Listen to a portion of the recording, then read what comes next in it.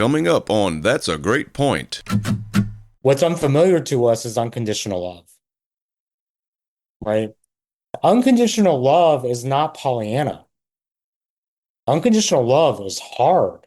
It's honest. It's real. It's kind. It's not, it's there. It's kind. It's not polite.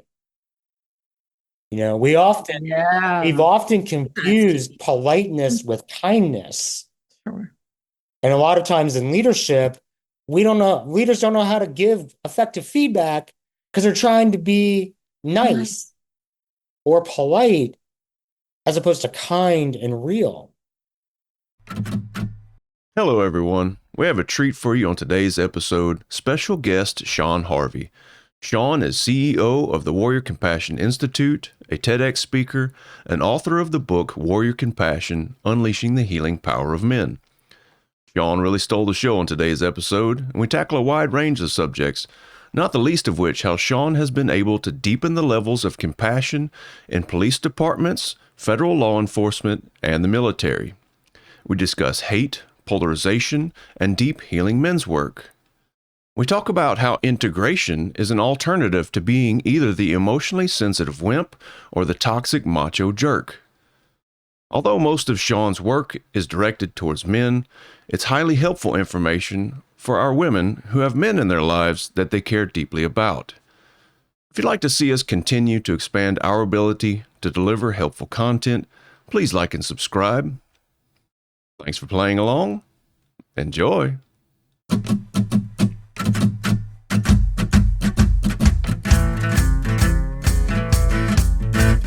Welcome to That's a Great Point, the attitude adjustment for your soul, where co-hosts Alina Doran, Michelle Albers, and Lee Smart discuss deep topics around a life well lived. Let's start the show. Look, everybody's here now. Damn. It's a party. Good morning. Morning. Good morning. All right, so I just want y'all to know that I already started recording, so you're on the spot, so don't disappoint me, okay? That's a big ask when I don't know the expectations. Exactly. Good morning, everybody. Sean, I want to introduce you to my co-hosts. We have Alina, who's New York native, or not a New York native, but been living in New York for quite some time. And we have Michelle, who's from Minneapolis. Good. How y'all Nice doing? to meet you. Nice to meet you both. Great to meet you. Yeah. Yeah. So we're gonna have a little conversation here, huh? A little conversation, yes. We want to make Oh. sure we keep it like super shallow, like surface level. How's the weather over there? We're in Philly. Yeah, man. Philly? Probably like it is in New York. So it's always sunny in Philadelphia, you know? Yeah. Nice. I like it. Ooh, I was about 11 years living there. Oh yeah? That was first place where I lived when I came to America. Okay, okay. Yeah, And I lived in New fun. York for 19 years, so we 19. just kind of switched it up, I guess. Where in New York did you live? It varied. Mostly Manhattan, mostly Washington Heights and Spanish Harlem, but a It's little up and Brooklyn, a little down. Queens, a little I everywhere but the Bronx and I didn't live in the Bronx and I didn't live in Staten Island. But Got yeah, a rich sampling. yeah, yeah, exactly. And then they broke you and you moved. No, the pandemic happened and then I was like, why am I paying this rent if I have no access to anything in the city? Hmm. And so I moved to Asheville, North Carolina to live with shamans and mystics, and then got the call to move to DC on January 6th and to live there for 18 months. Hated it. Love working there, hate living there, and then somehow ended up in Philadelphia. And then over the last 2 years, it's revealed why I live here. So, and I'm It's sure, revealed. it's revealed. And I guess that's why we'll talk about that, I'm sure, in this conversation. No, I mean, it sounds like a perfect place to start. We're starting, we're doing it. Oh man, We I start don't see any reason why we can't. Go. I don't know. Well, we can keep doing like the foreplay, or we can just like dive right in. You know. I was like, we start the minute Lee pushes the button. That's how this Okay. works. There you go. There you go. All right, understood. Okay. Let's see where this conversation takes us. Do it. That's perfect. Yeah, I didn't have any kind of plans. I did have a list of thoughts that I started writing down just based on what I know about you and everything. So almost kind of felt like getting started with how we met, you and I. So we were in this retreat, and well, I think one of the most significant pieces that really stood out to me in this retreat was when we started to share our stories. And I went first, and I told my story, and then you told your story shortly after. And after hearing both these stories, another gentleman in the retreat broke down into tears. This isn't fair. Why do people have to live like that? Like, so both of us share deep wounding from the past, and that's kind of how. I mean, I noticed whenever I was sharing my story, you were looking at me like, "Woohoo, that's my guy." Um, and I thought the same thing whenever you were sharing. So that I almost think that may be where we can start, like wounding, um, Mhm. and the healing work, and you know what you stand for is what I stand for. I'm thinking about like this warrior compassion. Mhm. Say more about warrior compassion. When I wrote the book, I was in a program at Georgetown, a writing program at Georgetown, and went in and was my podcast. I mean, not my podcast, my TEDx that I did down in Asheville was called "Compassion Makes the Warrior." So I thought that would be the name of the book. And the folks at Georgetown said, nah, we can't use that. I'm like, why? It's too many words. I'm like, it's 4 words, too many words. I'm like, okay. So we're not using compassion makes the warrior. And so what we could do, compassionate warrior. And then the folks at Georgetown said, or what if we went warrior compassion? So I had to really sit with that for a second and go, all right. So compassionate warrior is asking you to claim an identity.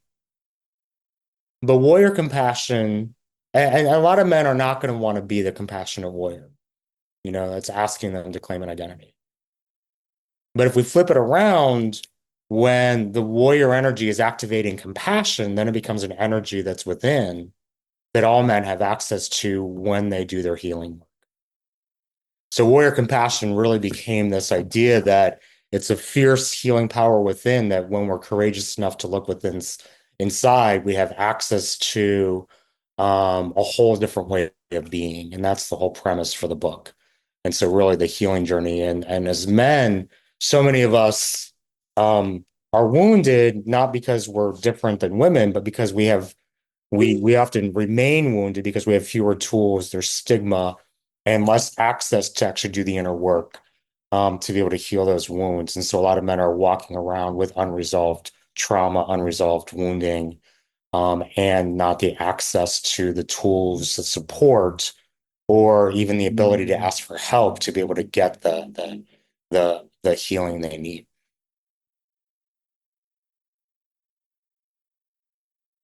That's that's powerful. I'm taken to so many places when I hear you talk about it, having flashbacks all over the place of so many male at that point executives Mm-hmm. who have this trauma and have this wound, this inner child, all of that hurt and the boo-boos and the squishy parts that you can't talk about because that's not a thing. Right, And so you have all these other ways to compensate for that wound, right, to lash out, right. to engage in these power dynamics that are destructive. Mm-hmm. Oh, that's powerful. Mm-hmm. And it's How How do do you you notice?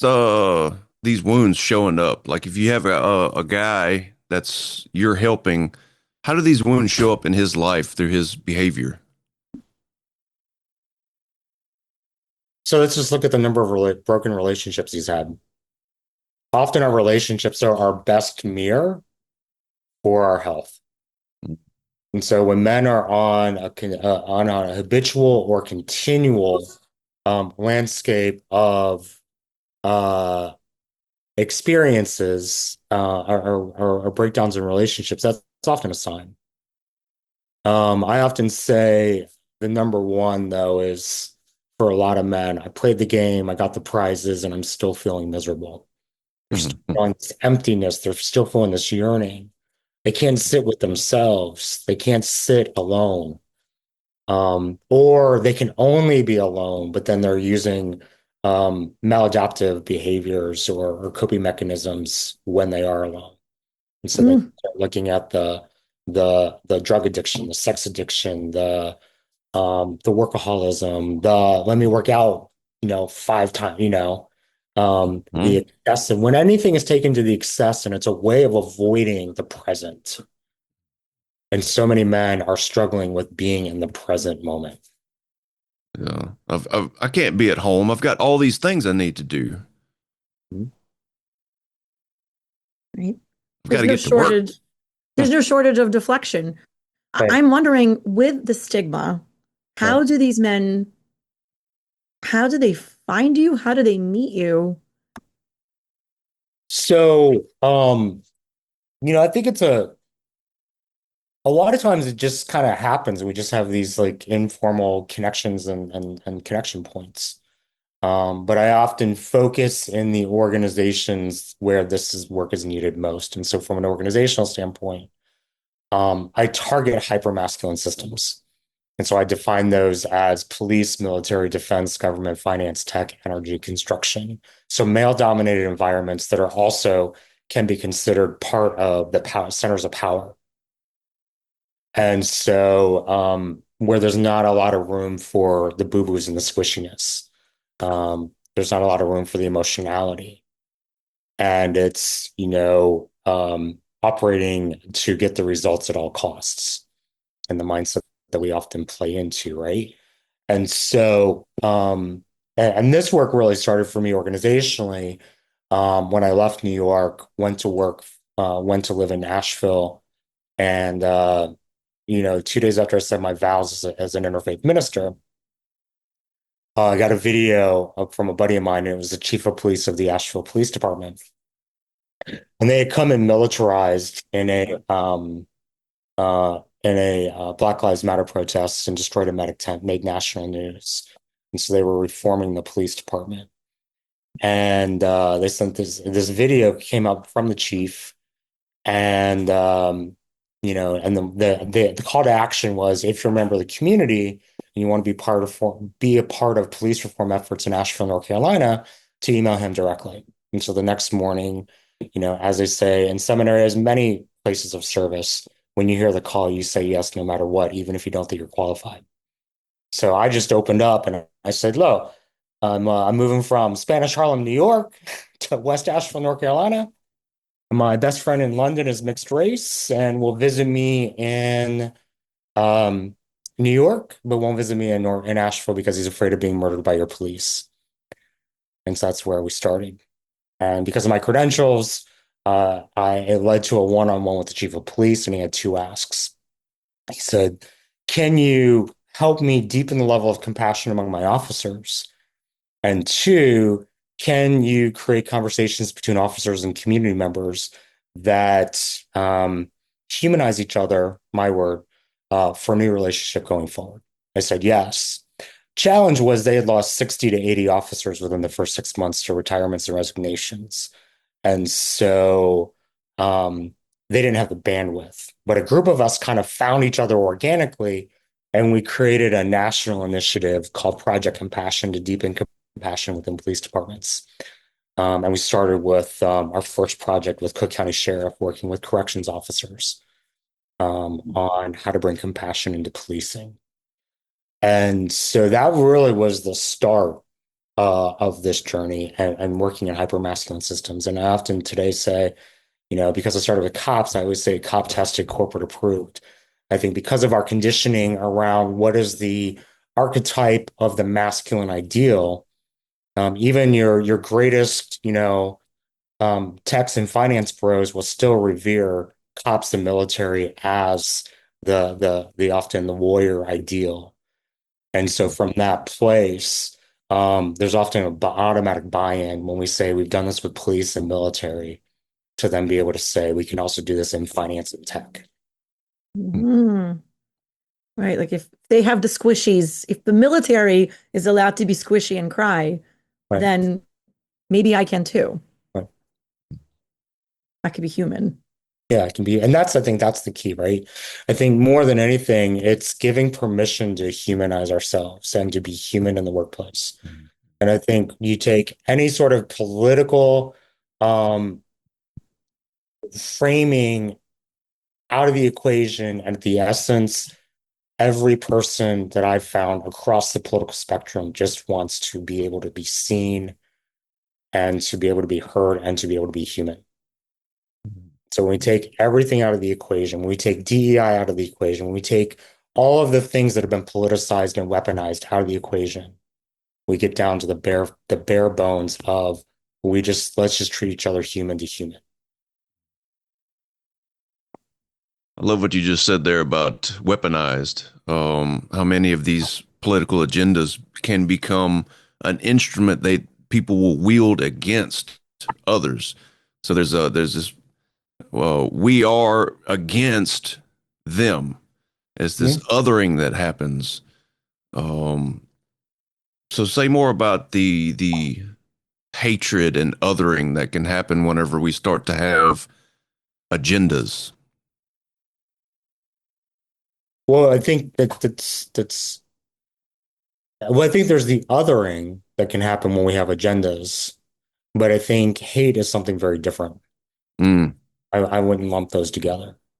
I think hate is something that is often driven by deep-seated fear, hmm unrealized expectations, a view of particular groups and individuals, where there have been messages that there's a superiority, a supremacy, or an inferiority.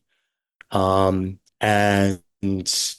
I think again, I think, a lot of work that I do um, and as I start to work more and more with extremists, um, and those who hold extreme views on either side of the political spectrum. Um, it's really getting to what's unresolved, and I think we can take it back to the wounding, and the grievances and the conditioning of expectation, and this kind of combination creates a stew. And it's really looking at the hate within, and I think we all have hate in our shadows. The question is, um, what have we done to do the healing so that we can move from hate to love? And for me, when I look at the work of hate, um, where a lot of times it's we want to arrest it, we want to squash it. What we don't often do is bring love to it. And so I was working with this kid who wants to be the face of the white power movement. And after and the way I kind of do it is, I often envision when I'm talking to someone that I have a table in front of me, and I know my capacity and my depths to be able to hold someone's emotional continuum.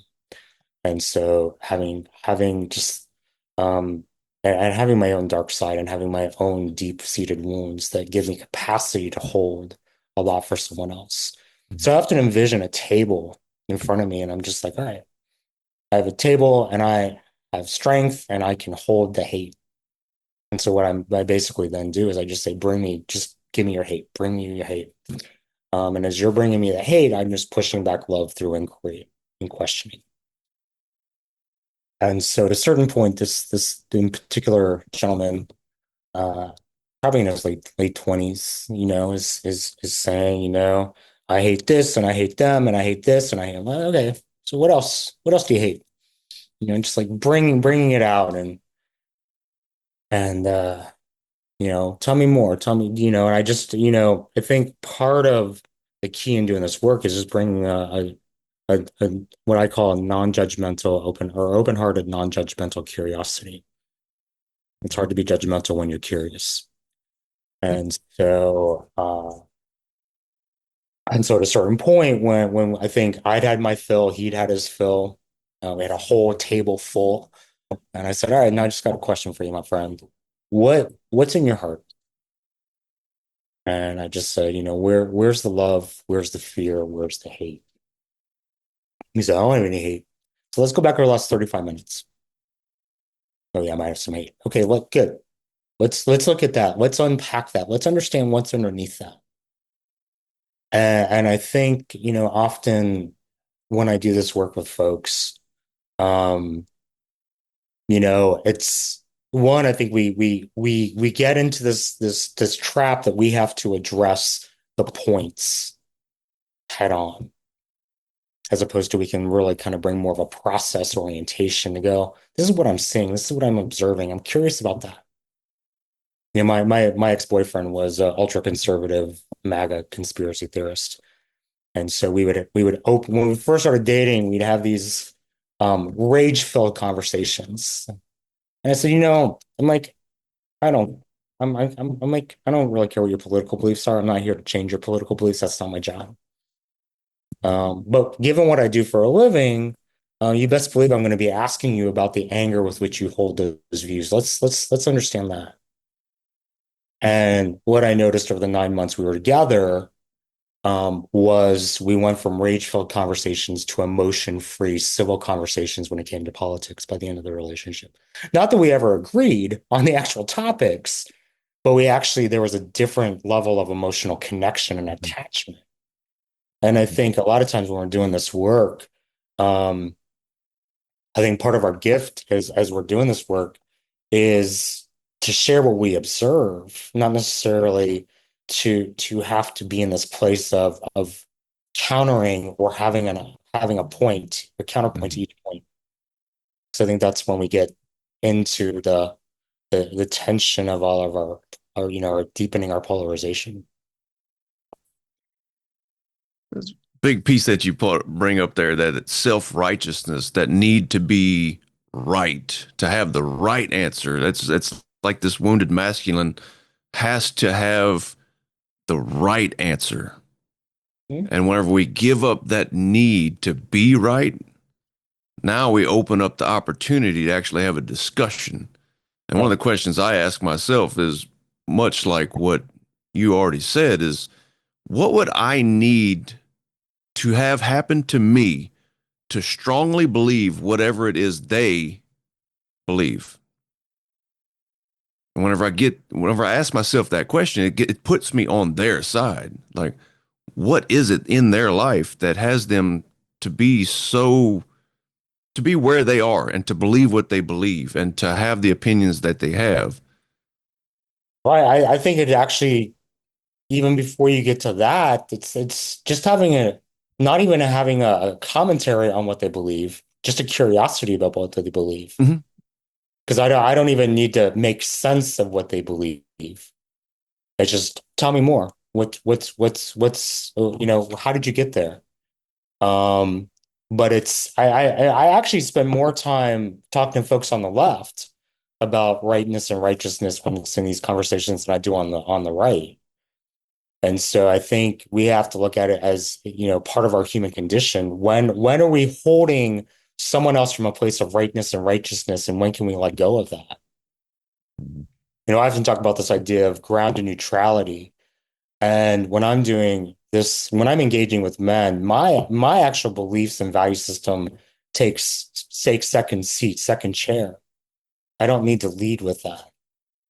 And so I put it in my back pocket because I think it's less about I put it in my back pocket as opposed to getting rid of it altogether because I don't lose my integrity in these conversations. But flip side of it is I don't need to lead with that in these conversations. And I don't need to hold it so tightly that I get caught up in my own rightness and righteousness. Well, that makes Right. it possible to actually listen Right. and hear what they're saying. Right. Exactly. Yeah.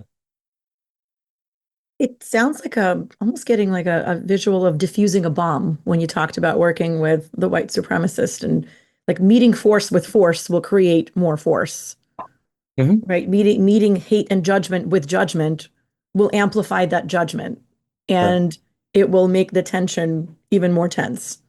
Okay. And it sounds like a diffusion of you give me hate, I'm going to give you love. You keep Right. hating, I'll keep loving. And that's Right. the diffusion process that you're describing. And Right. it's fascinating. And I'm, it's incredibly effective, clearly. It's the way, like, how else you're not going to do it with hate. Right. Right. I am wondering what set you on this path of discovery of this diffusion. Oh, I mean, I've been on this path doing men's work for probably about 8 years. Um, and it just started out. Oh my God, I was at an art. I worked for a fashion company. I worked for Eileen Fisher. They sent me to an artist commune in Canada for 5 months to learn how to incorporate the arts in a creative facilitation. And my first weekend over 5 months, um, that's when I received the call to work with men. Now I left Wall Street, consulting on Wall Street to never have to work with men again. So I knew this was a spiritual calling, and I was like, oh, I don't want to do that. I mean, most of the time on this journey, I get the call, and then I'm like, I don't want to do that, and then the next thing I know, I'm doing it. And so that put me on the course. Yeah, I went to seminary.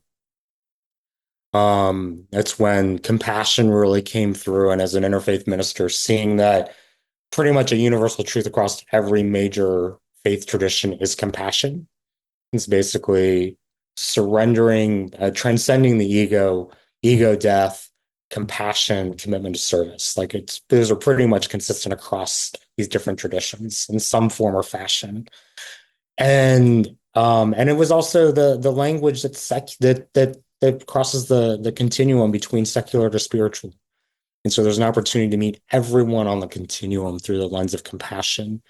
And then when we define it as, in its purest terms, you know, compassion being that I have and the ability to recognize and a desire to reduce or eliminate one's suffering, mine or someone else's, And then when I look at from every faith tradition, from Jesus to Muhammad to, down the list of spiritual teachers, to challenge this notion that compassion is a sign of weakness when each of our spiritual deities have all expressed compassion in their own way, And so to go back to the character of Jesus and go, all right, now tell me the ways that Jesus is weak, right? It becomes a very different argument. And so being able to, I don't know, going back to your question, I've become really accustomed to just surrendering into the unknown and surrendering to the divine and letting the divine guide the path. And so it opens up doors along the way.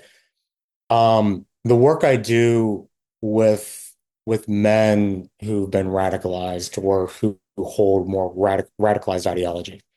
Um, that started, I believe, when I was in West Virginia, in Richmond, Virginia, and I was working with. I'd been introduced to a Army vet, Purple Heart, who we were meditating over the James River, and all of a sudden and we're having this great conversation. I think we're vibing and we're connecting and we're on a similar page. And then all of a sudden he says, yo, take a picture of me. And the moment I flashed the photo, he flashed the white power symbol. And I was like, oh, that's interesting. And so went home and started Googling, Buddhist symbols and military symbols, and there were no symbols that were what this was. And I'm like, okay. So I went to my spiritual guide and I'm like, yo, are these my guys? Am I meant to work with like extremists? And it's like, yeah, your soul's call is to bring love to the hate. And I'm like, I don't want to do that. And here we are. And so I've matured, spiritually matured into doing this work. Um, but the next time I talked to him, I said, in the middle of the conversation, just to go, working with cops and military, I know I'm going to meet my fair share of white nationalists and hate group extremists. And he got uncomfortably dead, uncomfortably. It was like a dead silence for like 45 seconds. And I was like, oh, all right. So in that moment, that was the moment of reckoning for me. And I said, what's in your toolbox? What's in your toolkit, Sean? And I said, in this moment, you can't be a progressive. You can't be a social justice warrior. You can't wrong him. So what do you have in your toolbox? I'm like, you are a minister, so you can talk Jesus. And so I just hammered home love, compassion, and deeper humanity. And that kept him in the conversation. And through these different experiences, I just have been learning what tools work and what approaches work to keep guys in the conversation. And part of what I'm told consistently is that I'm non-threatening and they feel safe opening up to me. And I'm like, well, if I have that window, then I'm going to use that window to really be able to engage with these men in a way that they can feel heard and seen and understood. And so I can understand. And that through modeling as opposed to wronging, and just being able to humanize each other, we can come to a new understanding of each other and of themselves. And so that's really, kind of the evolution. And a couple months ago, I met a someone who'd been recruited at a young age to be a neo-Nazi by the first neo-Nazi in America. So this is one of the founding members of the neo-Nazi movement. And in our conversation, he had left and been pulling guys out for about 20 years. And so our conversation kind of talked about the ways I was, apparently I had learned I was de-radicalizing people, or I was taking an approach to help de-radicalize men. And in doing so, he pretty much gave me his seal of approval, like, you're doing it right, you're doing it in the right ways. And I was like, oh, okay. So it's an interesting endorsement. So I, kind of took that um and and up to this point, it's been very instinctual and intuitive. And I'm very committed to doing this work because I think there's a lot of men, unfortunately, for a number of reasons, who are on the path or are vulnerable to radicalized ideology. We saw on New Year's Eve, you know, between the two different instances in you know terrorist domestic terrorist attacks that played out. My fear is that we're going to see more of that as more people are emboldened with their kind of unresolved hate and their anger and their grievance. And so being able to, often my metrics in doing this work is, how do we reduce, and I used to say mass shootings, but now I say mass casualty events. Um, how do we reduce hate-inspired violence, and how do we prevent suicides? Um, and looking at the ways of, my ex was a mild-mannered dude who held some extreme views. Not that he was an extremist, but there was definitely seeing the movement in that direction.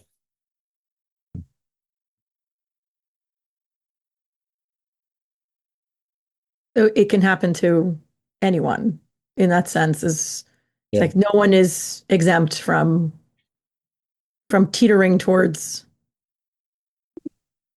You can look at what we saw on college campuses on the left is also extreme behavior, right? Sure. And so I think, given the right conditions and the what is left unresolved, Mm. and where, how susceptible we are based on the anger that we might have or the rage we might have to be able to hurt ourselves or others. The way I look at it, I was on a call. Our team, our Project Compassion team, we had a call scheduled, and it happened to be scheduled beforehand, but it was a week after the Uvalde shooting, and it was with Senator Durbin's team. And our conversation in 30 minutes focused on with Senate staffers on the Judiciary Committee. Uh, in 30 minutes, we talked about men's mental health, mass shootings, gun violence, police shootings, police suicides, and veteran suicides. And I said, "Holy shit! This is what hopelessness looks like."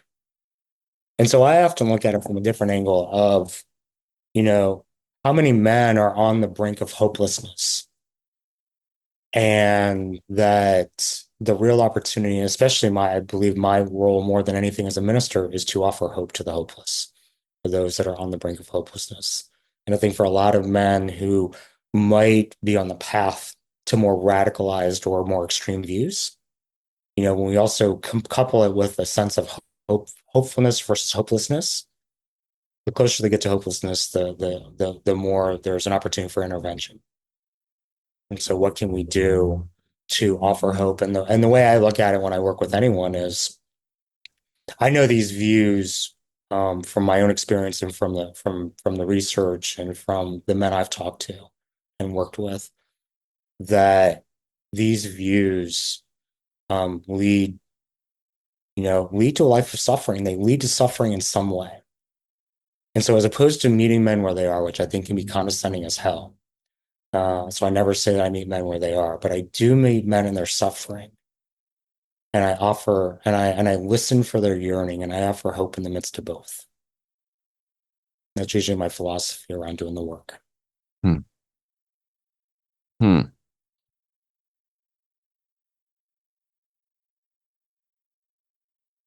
The question I had as you were talking, you said something about anger and rage. And the question I was stewing in my head was what the origin of that anger and rage. Then I got to thinking, even as you were talking, is it necessary to know where the origin is, or can we do the work without knowing where that anger or where that rage comes from? Well, I think it's an opportunity for questioning. I don't even know. I mean, but it can ask the questions for someone to say, so where what's going on for you? Because usually if you just unpack a few different layers, you're going to get to a sense of what might be part of what's spurring it. But I think what we often don't talk about as men is our fears, or then our deep-seated fears and our shame. Mhm. And it's often in that place of deep-seated fear and shame, which is a lot of times the answers to what might be activating someone to go to these places.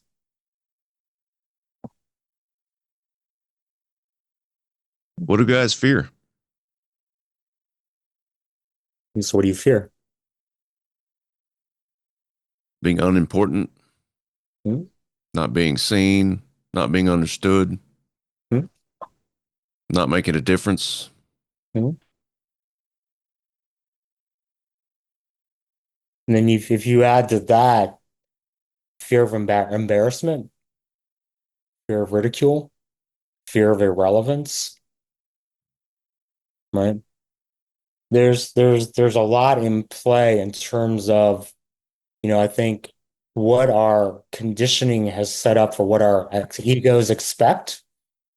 And when our egos don't get that, what happens to us as men? And so the fragility of our own egos as men, right? And um, I think a challenge for so many guys is that the ways we've been brought up is that we validate ourselves often first through the external. And way too many men are afraid to look within, or there's stigma of looking within. And so they don't actually give themselves the validation. And so a lot of times it's in that, often what I would hear in recovery rooms is compare and despair, And so when we can stop comparing ourselves and actually go within, So the opportunity for so much of this work is to help men go within. So while to your question earlier, we might not start with getting to the why, but I think if we're going to do the work, then we're going to start getting to some of those whys when we allow ourselves to go within and really get honest with ourselves and have more of that rigorous honesty. And we speak to one of the deeper fears, the fear that I'm not enough, Mhm. not that I'm not going to have enough, whatever that is. I'm not going to have enough resources. I'm not going to have enough connections. I'm not going to have enough money. I'm not going to have enough partners, Mhm. so on and so forth. And it took me getting all those things and having it and going, hmm, something's still missing. I still feel this deep hole in me. Mhm. And I have all the things I need to fill it, but yet I still feel empty. What actually is missing in that particular moment? Mhm. And the reality is for a lot of guys, they're either going to um, drink, drug, sex, or gamble their way into like trying to fill that void Mm-hmm. until they realize that none of that's really going to fill the void. Whatever our distraction is, whatever our deflections are, as you said earlier, um, that don't really allow us to, again, heal the wounds that are often the things we're trying to avoid the most or feel the most. What's interesting to me here is that is irrespective of whether we're talking about some of the men that have gone to extremes, Hmm? the men that you work with presently, to way back in like Wall Street, to Hmm? men who are raised with privilege, Hmm? economic, societal privileges, Hmm? conveniences, irrespective of economic class, all of that, there's still the same deflections that are used Hmm? to look away. Right, Anything to not look. right. And that's incredible that that's a uniting thread Mm-hmm. across class, across ages, across centuries. It's incredible that that is the theme. And we're in 2025 and it continues to be. Hmm? Well, it becomes easy to, I mean, there's a few layers to that, I think, or a few things are coming up for me as you say that. One, I tend to play at the extremes because I think the answers are in the extremes. I think that if we can figure out the model that reaches at the extremes, then we can have models that can play in gradation to all men, right? So I don't play at the extremes just because I'm like, yeah, I want to, play at the extremes. I'm like, I think if we want to create true societal healing, we have to stop pussyfooting around and go into what's comfortable and what's safe and actually go to the places that make us uncomfortable so we can actually start to understand, the real challenges that and I think in our environments of toxic positivity, we're just too uncomfortable to tap into and have the real conversations and have the real exploration that we need to have. I think that's one piece. I think you know, a friend of mine asked me once if I would do some masculinity work with men at an organization, an all black male organization. And I said, "Do you think it's gonna be an issue?" She's like, "No, I'd be good. I'd be fine." I'm like, "No, it's gonna be an issue. Why don't I bring a friend of mine, bring a colleague of mine, who is, um, can really speak to the black male experience." And what we can do is you can start to look at the cultural nuance of masculinity for black men, masculinity for white men, look at what our differences are, and then look at what our commonality is. Because I think we have to, when we're in these conversations, we have to look at, especially what has been placed on cultural expectations, systemic realities that may be playing into additional burdens on how we define, or how we define what manhood means. and then what as you were saying earlier, Lee, I was hearing a lot of being that provider. Like if I don't have enough of this or that. And so it's also looking at the roles that we have accessible to us as men that we've had. And you start looking at the challenges that people are having, we start breaking out of those roles. We start breaking out of those norms. As gender rules and roles and norms and expectations continue to evolve, how is that triggering people? Because it's triggering people in their own sense of identity, right? In terms of what they've identified. It's not just what's acceptable and what's not acceptable. It's their own identity of who they are because they have attached themselves to my identity is this. Masculinity is my identity. If you come across against masculinity, you're coming against me. Versus realizing we're in relationship to this thing that has nothing to do with anything. It's just setting expectations and we've just bought into it. But many of us have taken on the identity of it as our own, right? And so things have become so conflated, so interspersed that we're in this place now of teasing some of it out. And we're also seeing a backlash to a lot of those efforts. And then the other thing we don't talk enough about is our fear of the feminine, our fear of women, and our fear of being feminized. And so I always say in this work that whatever we do, as the world continues to feminize and become more balanced between the masculine and the feminine, that we can't emasculate men in the process and we can't demonize men in the process or masculinity in the process, and we can't victimize men. Mhm. And so that becomes a very interesting, different proposition than a lot of what we're seeing out in the talking points. That's twice now we've kind of skirted along the idea of the drama triangle, of the drama triangle being the victim, the persecutor, and the enabler. Right? And many people tried to exert power over others by being the persecutor. I'm right, they're wrong. Hmm? And we start to look at the other side of it, the victim, like, oh, poor pitiful me, everything's out to get me. Like they're against me. Like these people are against me, and I'm being subdued. Or the rescuer, the hero. I'm gonna go save that victim.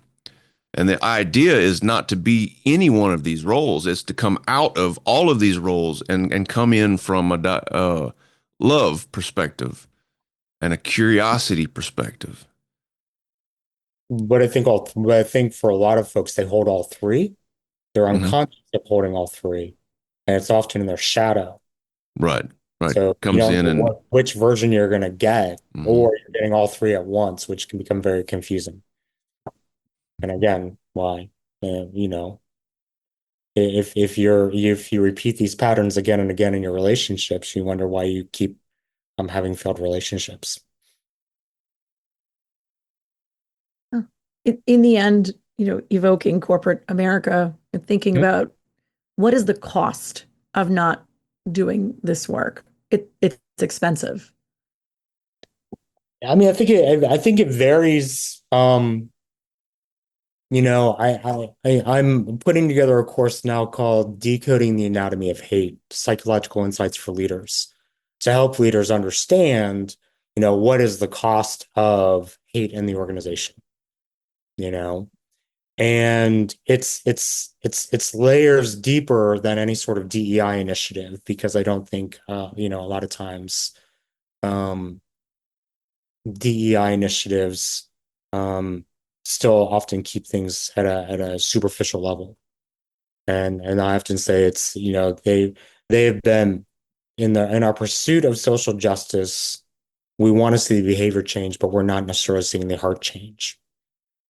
And so I think the opportunity in this work is to have a deeper understanding of what's really in play, the compassion that's needed, and then the ability to start um planting the seeds for heart change, you know, not just and I often say, a lot of what these initiatives have done, if they've told, if I'm a racist, that This is what I can or can't say so that I don't get fired or that I get promoted, and so, um, but when I was dating my ex, we had a lot of kitchen table conversations that, um, would find the face of anything that would have been taught in DEI. And so the day that we disagreed on slavery, I knew we weren't long for the relationship. And when I looked at the extreme views, the challenge is if we really had the honest kitchen table conversations of where a lot of men are with a lot of these initiatives, initiatives that have essentially excluded white straight men from the equation altogether, you're going to have a feeling about that, you know? And so those conversations play out. And so I think it's important that again we get out of some of our idealistic thinking and actually be honest and real about where things are. Mhm. And if we're going to be truly inclusive, then we be truly inclusive and look at everybody in the equation, um, and the impact and the intended, but more importantly, unintended consequences. And I think what we're seeing right now through the backlash of where things are in society today, we're starting to feel the repercussions of the unintended consequences. And it's creating a So reckoning powerful. for us in some ways. We to see others, we have to also have the capacity to see ourselves. Right. And to your point, the rules that often, the DI initiatives that have the heart in the right place that Yeah. then become unfortunately bastardized. Right. And what ends up happening is people not buying in, just they want to not get fired. They have, they're fulfilling their to-do list. It's a checklist instead of entering the core. Right. And that sounds like that's what you're doing is you're entering the core. It's not the symptoms. Right. It's the root cause. Mhm. Right. And the psychological drivers and the understanding. And so it's another way to look at the work. Michelle, I know you got something brewing down there. A million things, too many to even dive in. Come on now. You said something about, the extremes. Yeah. And all I could think when you were talking, like, it takes a special kind of skill set to hold neutrality and love, which I suppose isn't neutrality, but to hold that in extremes because it's so easy to sort of, blow things up when the extreme energy is there and to be able to take that energy and like love, okay, love, okay, love, okay, love, okay, Yeah. versus like Right. it's that's a hard thing to do and it's not even possible without doing so much work that you have the capacity to remain the observer from Right. that place of love and for the best and highest good. And thank God there's people out there that can, you know, it's rare to, I don't know. I grew up in a family that liked to be explosive in any conversation, they'd end up fighting. Do you know what I mean? And Yeah. it's like to be the person in the room that isn't just feeding that energy, over time, it's like, well, you learn what good is meeting this with this. That's not helpful and it doesn't serve any purpose other than to perpetuate more of the same. But to Right. to meet with a different, not only a different energy, but also that curiosity. I mean, that is such a powerful piece of it's not just with others. It's like I talk with people, who are in that state of incapable of seeing any form of self-love in any given moment. It's like, okay, so what if we get rid of that goal and we just meet yourself curiosity instead, so that you're not so hanging in the hate and all these stories that you're telling yourself. You can be curious and explore versus be in that perpetuating energy of despair and hate. And it's, I don't know, it's such a beautiful thing. And then my other third point, but you looked like you had something to say. No, no, no, go ahead. My third point is way back all the way in the beginning. You talked about the resistance specifically of men of doing the work and looking at the wounds, right? Like that avoidance, which is absolutely human avoidance. But what stuck to me because when you said it, I saw a door. And then I saw keys, and I see all these ladies coming at the door with keys because for some reason they're able to find the keys. And then all these men going, where the fuck's the key? I don't understand.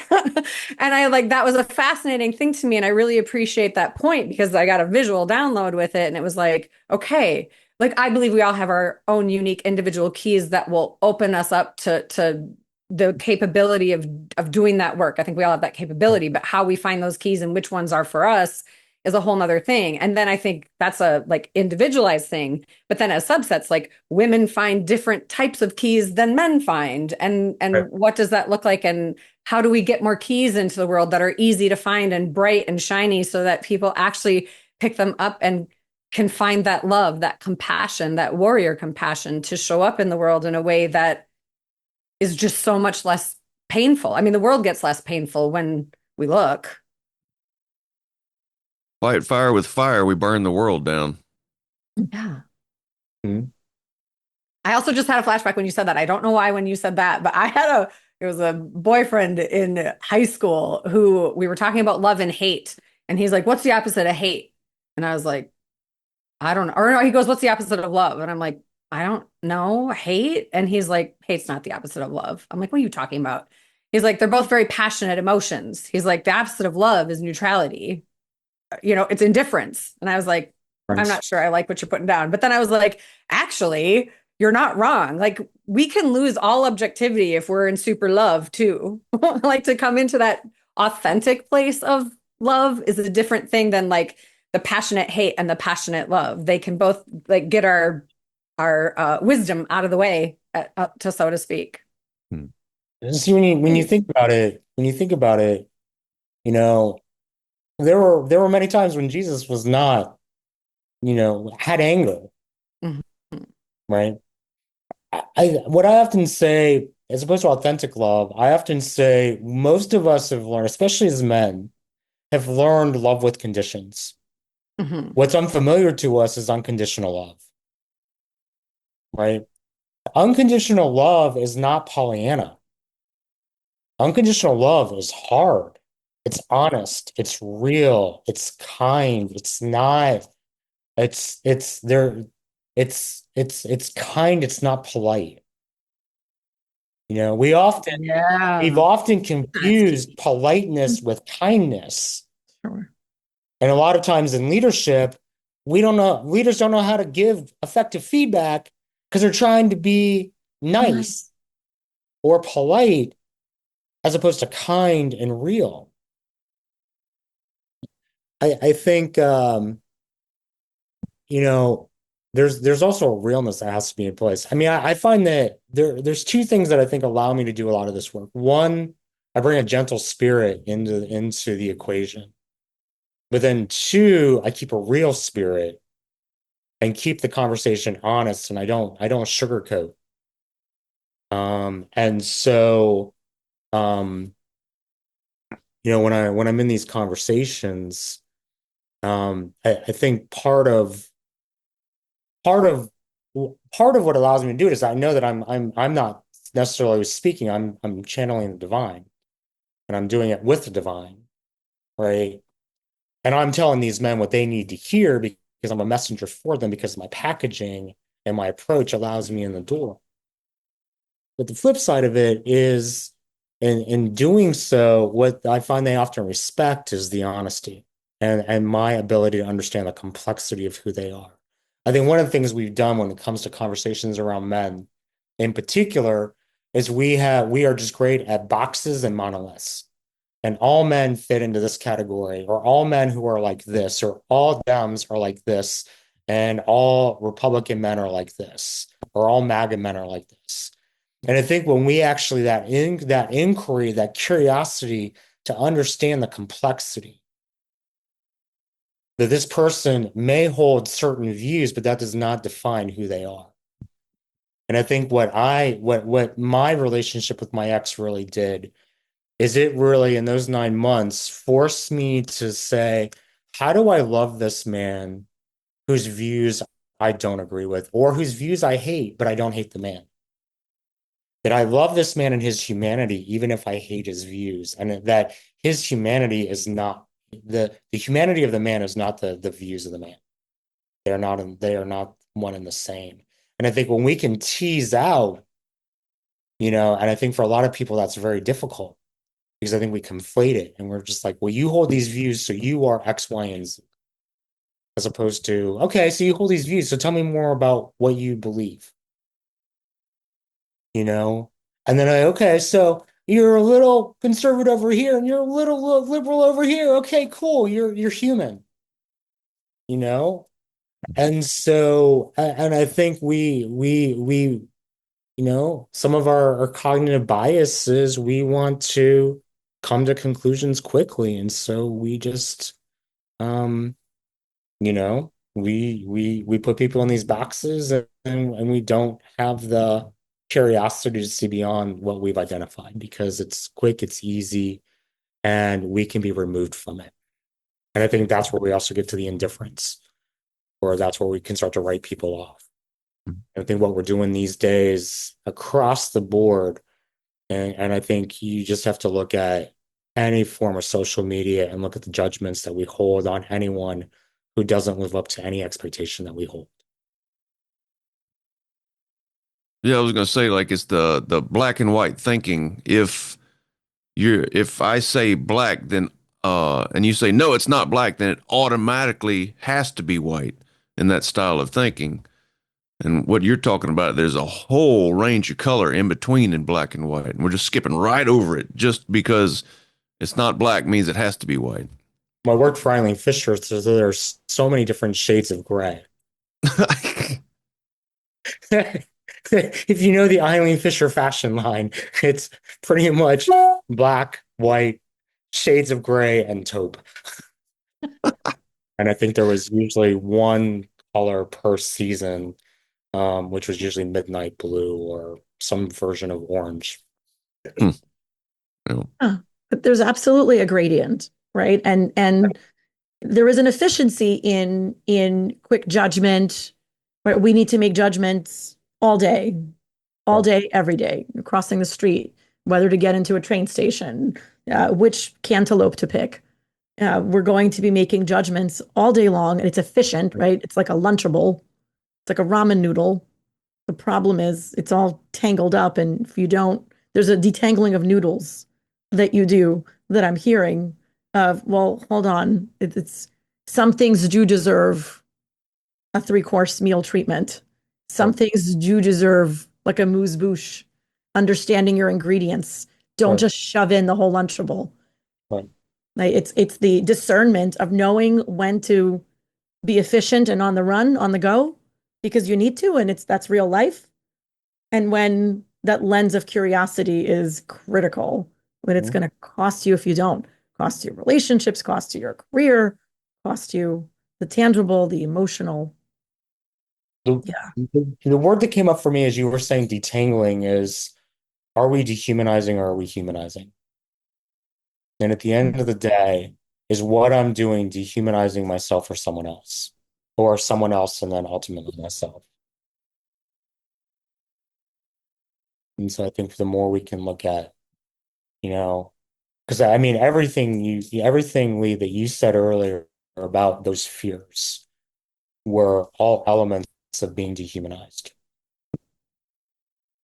right? And I think for a lot of men, you know, um, I often talk about men's bodies, in the fact that a lot of men don't love their bodies. A lot of men obsess and worship their bodies, but they don't love their bodies. Their bodies serve a purpose. It's either aesthetic, it's functional, it's for work, or what have you. But when you really look at men's relationships to their bodies, it's often a very complicated relationship. And we talk about it for women in a very much more open way, but we don't talk about it for men. And again, so I often see a disconnect between, and I think this is why somatic work is so powerful and also so challenging for so many men, because we're so disconnected from our bodies. We're so in our heads. We're so disconnected from our creativity. We're so disconnected from our bodies. And that, I think part of this work is also taking that holistic approach that blends the contemplative, that blends the emotional, that blends the somatic, and blends the spiritual into the mix so that it is a multimodal approach of how we look at men being holistic in their own well-being. That is beautiful, and it doesn't get talked about enough, and certainly not in the elegant way that you just put it. As I think about so many people are kind of cut off at the neck. Mhm. They walk around and they overheat on the cognitive, Mhm. and they are entirely detached from what's happening in the body. And it's difficult to make an aligned decision without having that alignment and congruence between the cognitive, the heart, the gut, and depending on one system of beliefs, the spiritual. You don't feel the rest of it. There's like a numbness or an unawareness. It's like, oh yeah, you also have arms, you also have legs, you have a heart, you have a stomach, and they're really important in making decisions. If you Yeah. only if you only go on data, you're missing the intuition. Right. It's a great segue to talk about my favorite chapter of your book, The Soul's Mission. Mhm. I want to, before we go to that though, I want to just say what I often say when I'm working with men is let's move from the lies of the mind to the truth of the heart to the wisdom of the soul. Right. And that requires to get to the wisdom of the soul is, the embodied wisdom, the combination between intuition, instinct, and the embodiment. Okay, so soul's mission, what you got? I've already danced around it a couple of times in this conversation. I felt called. I knew I needed to do this work. Hmm? That soul's mission. I heard the call and I had to answer it. Hmm? What was life like for you when you didn't heed that call when the call came in? It's funny. Yesterday, I on Facebook, they had a photo of me from 8 years ago. And that's that I was in Kingston, Ontario at the artist commune and um still struggling with drugs, still struggling with sex. And um and you could see the misery in my face. Hmm. Hmm. And it was that one of those Facebook moments where it's like 8 years ago, now the picture of today. And I posted it because I was like, it was so um interesting to see the fear and the anger in my face. And then in the last picture, which was from last week, the calm in my face. And my friends could see like, and I'm like, this is what 8 years of healing looks like.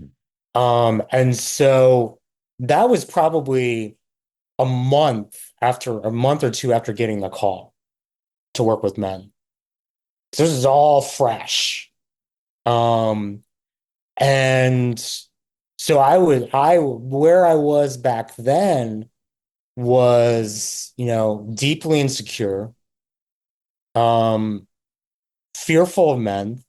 In my book, one of the things that I found that as I talked to like 50 men in the men's movement, and when I asked them one of their greatest fears, they would say, one of my greatest fears is other men. And for white men, it was other white men and being vulnerable in front of other men. Hmm.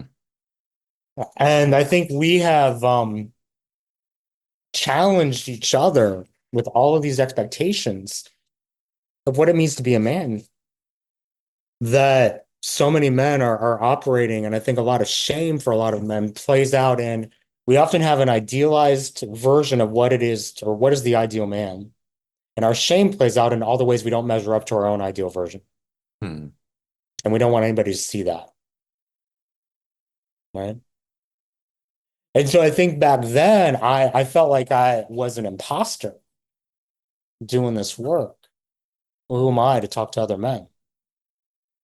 And then as I did my healing work, and I did my shadow work, and I did my limiting beliefs work, and I did my my favorite exercise is the river of life, and look at the life of, look at my life and all of the rocky rapids of challenge and where the shame is lived, and freed myself from the shame and freed myself from the fear and moved from irrational to rational, and learn how to love the parts of myself I hated. That's when the softening started happening, and not emasculating, but the softening, and the softening to, because the way I write about it in the book is we start in the wounded masculine, then we move into the wounded feminine because we don't know the hell it is, but we know that the healing is in the feminine. Then we move up to the healing feminine, and that's where we heal. And we heal the wounds and we deepen compassion because we start to have compassion for ourselves. And we start to have forgiveness.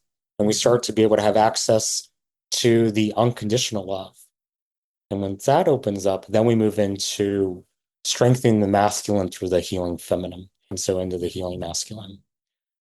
And so where I think a lot of initial approaches play out is we often say you need to take a hyper masculine approach to meet men where they are and beat their emotions out of them so they feel something, god damn it. Or we're in conscious community and we go to the divine feminine and we demonize the masculine, and a lot of men become stunted in the feminine but forget that they actually have a masculine. Hmm. And I think that the pathway to wholeness is to heal in the feminine, to come into an integration of the masculine feminine, and then be able to balance strength with tenderness. I think where a lot of confusion happens is a lot of women want men who are emotional, but want to have sex with men who are still in toxic masculine idea. And so there's this confusion for a lot of guys. Well, what am I supposed to be? And it becomes very much an all or nothing. It becomes I either have to be like this or I have to be like this. And what we haven't really created the models for is what does true integration look like? That you don't have to sacrifice your masculine to be tender, and you don't have to sacrifice, you don't have to become weak through tenderness and a more softer approach, but you also don't have to forget your masculine.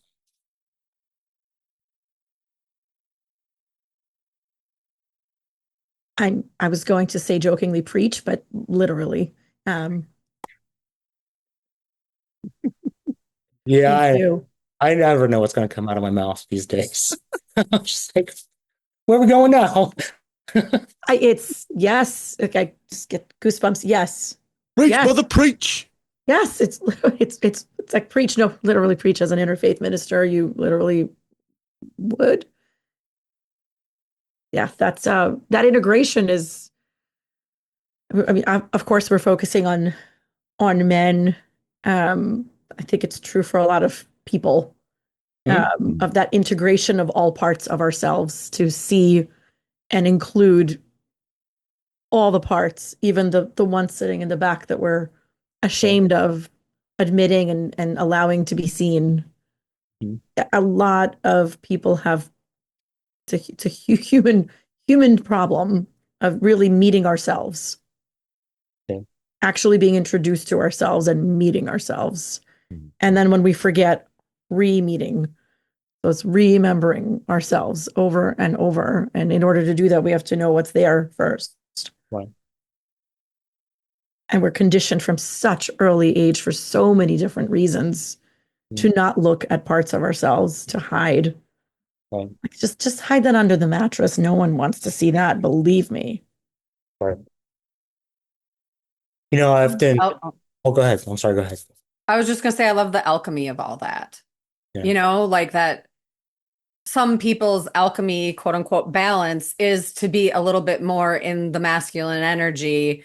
But if they lose all the feminine, then that's not alchemy, and Right. vice versa. And like the beautiful that like everybody's recipe is different, so to speak, but that's what makes the world like tick and be great.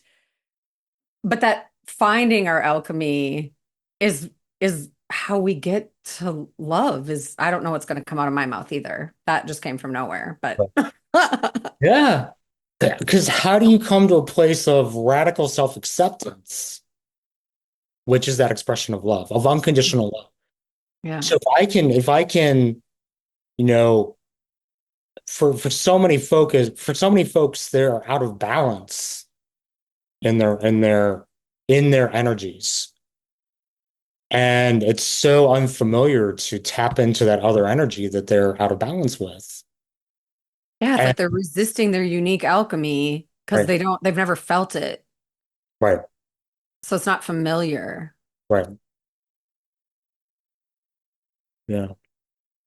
It's we're right back to the black and white thinking. It's like, oh, am I supposed to be a new age wimp or am I supposed to be a macho jerk? And it's like, oh, these are the only options available to us. And really, that's not the truth. The truth is we have a whole range that fits completely on just like that's 2D thinking, but we have three dimensions we can move in. And there's a whole nother dimension on top of it to where we completely integrate all aspects.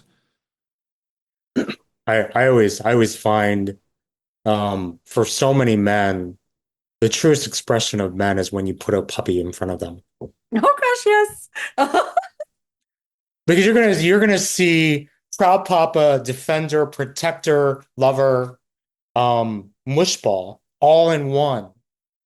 And so I think part of what was most helpful for me going to the artist commune was we often like to do talk therapy. We often like to do, let's just cognitively figure out what's going on. And we also can often bring a psychological, pathological approach of we gotta diagnose what's wrong and fix it and medicate it or do something to it, right? And the reality is, I think what, especially kind of show where you're going is going to that place of acceptance. First, we have to reveal who we are. And I think the arts are some of the best ways to kind of unconsciously get us to reveal parts of ourselves that we don't necessarily have access to. So through drawing, through writing, through singing, through any number of Mm-hmm. modalities, we can start to discover, you know, parts of ourselves, and it becomes as it was said at the um in Canada, it becomes a doorway to the inner life. And so I think when you're looking at those keys and which keys to pick, I think it's finding the modalities that are going to register for a man to be able to see himself. And so to have a variety and versatility of experiences that just start to showcase these are multiple dimensions of who you are, way beyond what you might think you're capable of or who you are. And the more they see themselves, and what I find is when we start opening those doors, the men become hooked because they're like, I didn't know I could learn this. I didn't know I had this. I didn't know this was possible. And I think that's when we start giving the sense of hope that there's another way. And that's, often what I find is when I do the work I do for any man, it's always for me a building upon, not a rejecting out. So it's like if they have a view that I may not disagree, I may see it another way, then I often still do the yes and. I'm like, all right, so if you're seeing that, then let me add another layer to it. And then you're expanding the perspective. You're not wronging their perspective. And I often find there's a different receptivity when I'm like, yeah, okay, so if we look at this, and if we add another layer, and then these folks over here, maybe their experience, and we add that into the mix, and they're like, oh yeah, I hadn't thought about it like that. I think that's the opportunity is I hadn't thought about it like that. Here's another way of looking at it. It's, Scaffold. Go ahead. you said scaffold. The word that came to my mind is unboxing. Yeah. It's like you've been stuck in this box. This box was labeled for you. You were told that you need to stay in it. And now you get to like open it and peek and Yeah. decide, do you want to put one foot out? Do you want to just walk right out of it? You could stay in it longer if it Right. works for you.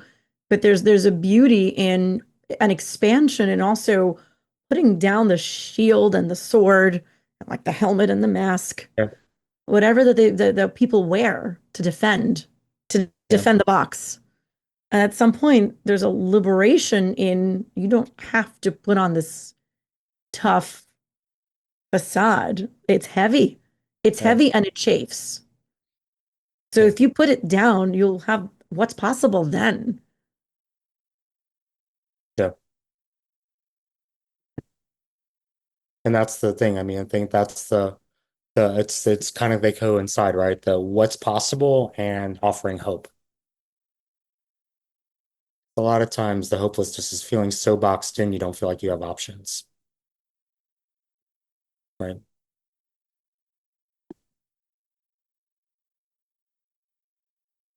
No air. Yeah. No air.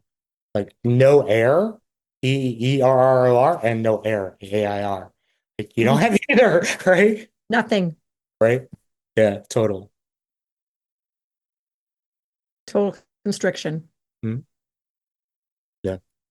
So what do you have to say to the guy that thinks that he needs the dollars or the title or the six pack abs or the car or the house to get where he's trying to go? What do you have to say to that guy that's aiming for those? What's that giving you?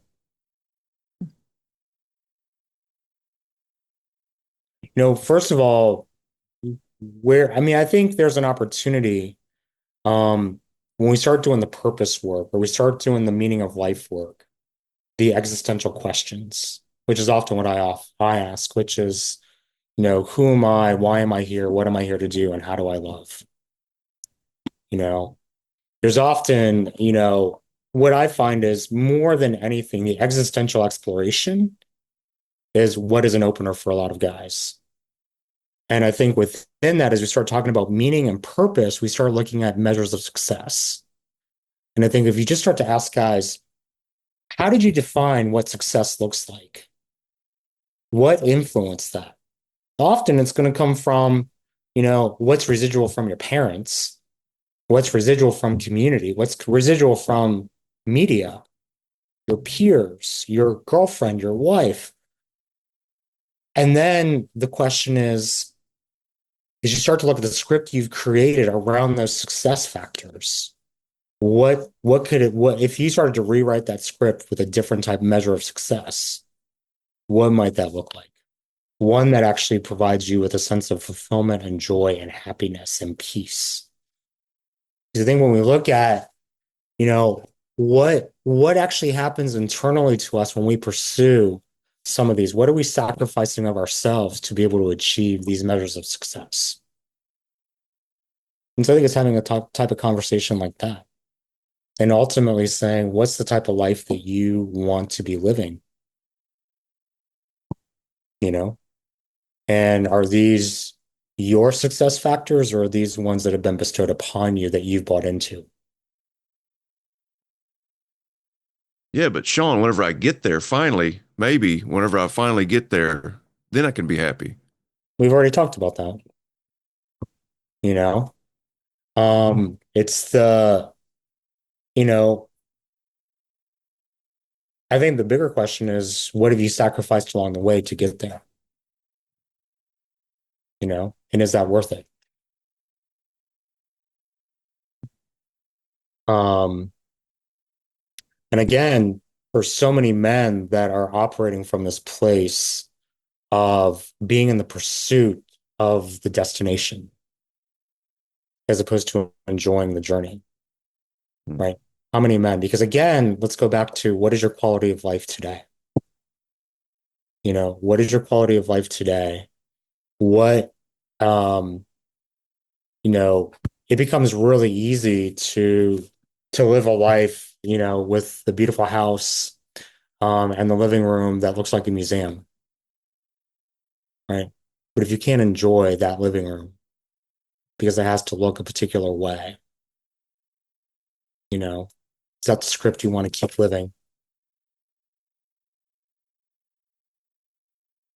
I mean, you get the green approval check mark. Isn't Isn't that the thing? And then you What get else? enough of those, you get enough of those, and you still keep wondering, why are you getting drunk every weekend? Look at the coping mechanisms that, in terms of the quality of life outside of your achievements, your accomplishments, and all that you say that you have to offer the world. And so I think I think it comes down to, what is the actual, when we're real, quality of your life. When you stop, telling yourself, when you stop telling yourself that that's all there is. Because I think what happens is the grievances start when it's like, this is all there is. The grievances start. I mean, I think for a lot of folks right now, a lot of men, a lot of the frustration is, our governments ignored us. DEIs demonize us. Women don't want us. You know, there's something wrong with us. We have to be fixed. And then it's like, and if you take all that messaging on top of, but I have all these credentials, I have all these accomplishments, I have all this money, right? I think the opportunity is to look at the cognitive dissonance of, like, all that men are taking in. And I think what we're seeing is a lot of confused, frustrated, angry, lost men who are just trying to figure out, how can I be okay? You know, and how can I be honest about the conversations where I don't think I'm okay? And where is there actually space, their air to breathe, that actually is clear as opposed to toxic? And I think a lot of men are whiffing a lot of toxic air right now because they don't realize that's one, that there's alternatives. My ex, when he read my book, he he walked out kind of dumbfounded. He's like, "How'd you know my story?" I said, "Because you're a dude. Your story is not that unique." Kind of like what, as you were saying it, Lee, earlier. One of the things I find, what's common about pretty much every guy I talk to, is level of self-worth. And when we start to unpack the level of low self-worth that so many men have, that they feel like it's an epiphany to admit that. In reality, when they're in a group of men together and they realize every guy in that space has some version of low self-esteem or low self-worth. And it's like, where did you start getting those messages that you weren't enough? You know? And it often starts with the mom and dad. And more often than not, it's, trying to prove the love of your father, who wasn't capable of giving you that love because he couldn't give it to himself. I had a shaman once say, what we're really doing is, we're offering men a way to integrate because they learn from unintegrated men. And now we're starting to break the cycle. How? Oh, oh, I mean, just please do keep preaching. No, I'm raising a little man. I've got a man in the making. I mean, he's not so little. He's 13, and just seeing what he has to contend with now. Yeah. It's like, you can't, seeing my daughter's classmates, my daughter's in high school, the boys in her school, you can't, being masculine is now associated with bad, aggressive, excessive. You're too much. Right. Don't. But then the other boys will make fun of you if you are too sensitive and too kind and too nice. Right. So you're caught between a rock and a hard place. Where are you supposed to be? Right. I mean, the answer is possibly all the places in different measures. It's not all or nothing. There is a place for masculinity. There is a place for aggression. There's a place for kindness and sensitivity. I think I'm going to leave because I'm going to have to end in a couple minutes, but I'm I the word that was really, this will be the point of no return for me when my life changed, which is when I I had been interviewing at Eileen Fisher for 8 months. I got the job. And my two bosses sat me down and said to me on day one, so Sean, we want to just, this was over lunch. We want to acknowledge that you have proven yourself in the interview process. We now want you to stop proving yourself and learn how to be who you actually are. When you interviewed with us, you showed us your heart and you showed us your polish. We hired you for your heart. We want to see less of your polish. We want to see the real you. And the word that came to me from that experience was permission. I think what we're doing for men, for young men, for boys, is we're giving them permission to honor their own journey and to love, to one, discover the truth of who they are. Two, to learn to love the truth of who they are. Three, to deepen connections from a place of authenticity. Four, to be able to discover the ways they are truly called to contribute in the world.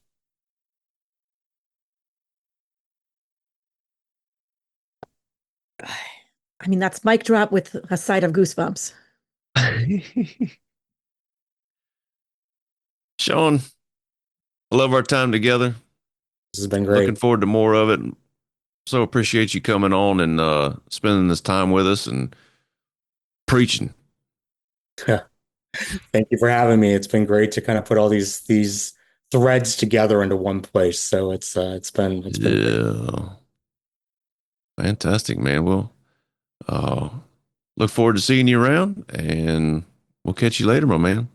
All right, take care. Thank Be you well. so Take care, much. Sean. Thank you. Bye-bye now. Bye. Bye.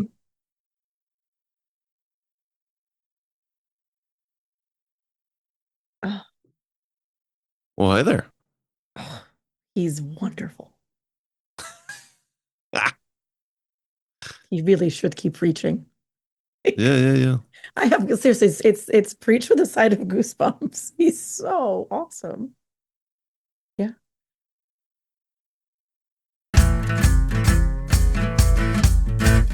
Thank you for listening to That's a Great Point with Elena Doran, Michelle Albers, and Lee Smart. To find out more about how we can serve you, check out our links in the show description. Thanks for playing along.